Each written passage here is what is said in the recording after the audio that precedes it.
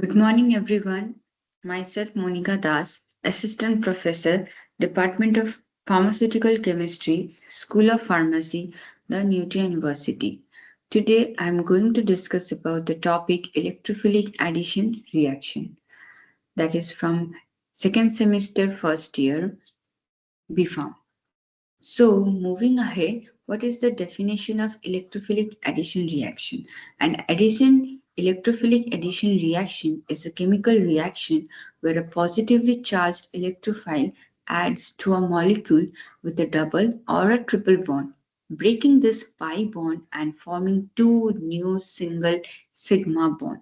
So what happens all this double bond or single bond gets break, and the halogen halide that is reacting as a substrate react with this double bond or triple bond and breaking this double bond into an individual single bond where this hydrogen get attached with one carbon and halogen gets attached with the another carbon. So the double bond of an alkene is an area of high electron density where there is a full of negatively high negative charge. So what happens around this negative charge attracts the electron deficient species, that means which will accept a lone pair of electron. So the electrophile are much more positive lover, charge lover, or they are called electrophile. There means these are electron loving species. So this will go and attack with the double bond. So that's why alkene undergo addition reaction were attacked by electrophile. So this is called electrophilic addition. So, what is the main mechanism? Revolves around two steps. The first stage of the electrophile, where is the positive charge of the halogen halide gets attracted with the electron density of the double bond, where the electron density is much more high in double bond.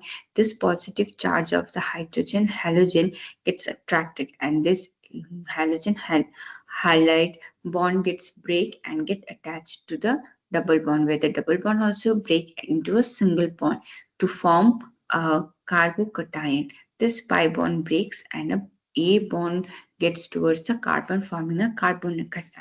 And the ion with the positively charged atom, the two electron in the A plus B bond moves toward the B, means all the electron moves towards the halogen atom and formation of B minus ion takes place. Here the B minus represent as the halogen ion. Next, in the second stage, what happened?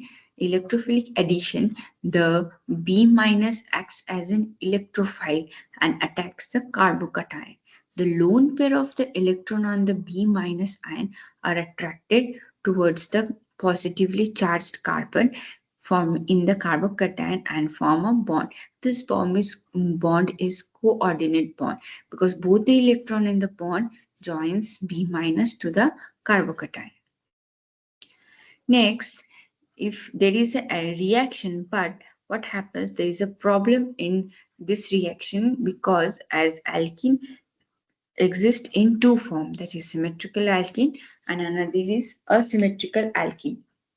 When the alkyl hydrogen are on the same side of the double bond or either side of the double bond, then it is called symmetrical alkene.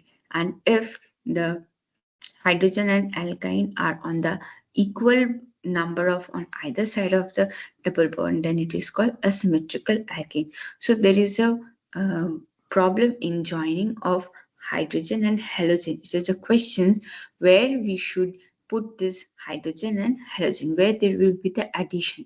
So there are a number of positions. So to overcome or to resolve this problem, Markovnikov and anti-Markovnikov rule has been evolved to understand this asymmetrical alkene.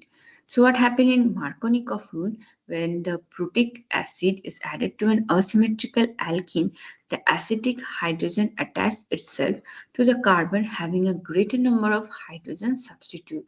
In simply, it is stated that hydrogen is added to the carbon with the hydrogen most hydrogen, and the halide is added to the carbon with the least hydrogen. So this revolves the Markovnikov rule where there is a formation of major product and minor product. Here, the hydrogen bromide acts in the reaction to form a major and minor product. What happens in anti-Markovnikov rule? It is the completely opposite of Markovnikov rule, and this happens in the presence of ROOR, that is ether. In the addition of an acid to an alkene, the hydrogen will go to the vinyl carbon that already have the lowest number of hydrogen. The peroxide initiator in the reaction shows that the alkoxy radical is formed. This radical in further becomes react with the hydrogen halide and then gives the alkyl halide. Next is the topic ozonolysis, where it is very much important. As we understood this breakage of double bond, we have to understand the breakage of triple bond.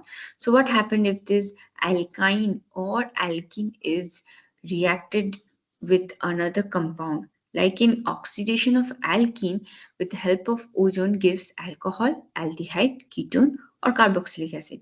If there is a presence of alkyne that will go on ozonolysis, what will be the product? That product will give anhydride or diketone. If a water is present in the reaction, the anhydride undergoes hydrolysis to give two molecules of carboxylic acid. So there is a number of compound that can be formed from alkene alkyne due to the cracking process. So ozonolysis of alkene undergoes oxidative cleavage with ozone. This reaction generates a ozonide intermediate, which is then treated with reducing agent, that is dimethyl sulfide or zinc. This gives aldehyde or ketone depending on the structure of the starting alkene. So less commonly, the ozonide can be treated with an oxidizing agent such as hydrogen peroxide, whereas it will convert an aldehyde to carboxylic acid, whereas cyclic alkene are converted into linear product. These multiple alkene are converted into mixture of fragments. So more rich electron tends to move the reaction faster.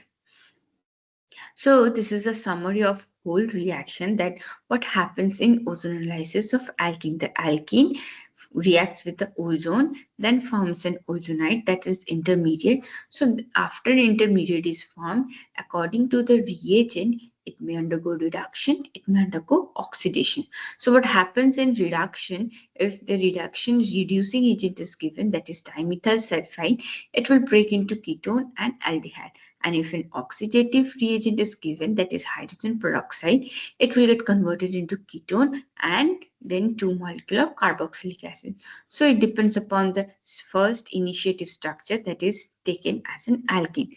So generally ozonolysis of alkyne gives carboxylic acid. Next, the mechanism, as said previously, happens in two processes. It is a very important and powerful reaction. First is the formation of ozonide. Ozone attacks the alkene to form an unstable molozonide intermediate, and this then decomposes to form ozonide. So according to the breakage of ozonide, the product is examined as aldehyde or ketone. So second is the cleavage of product formation. The ozonide is treated with a reducing agent like zinc or dimethyl sulfide to produce carbonyl compounds like aldehyde, ketone, alcohol, and carboxylic acid. So this was all about the topic. Thank you.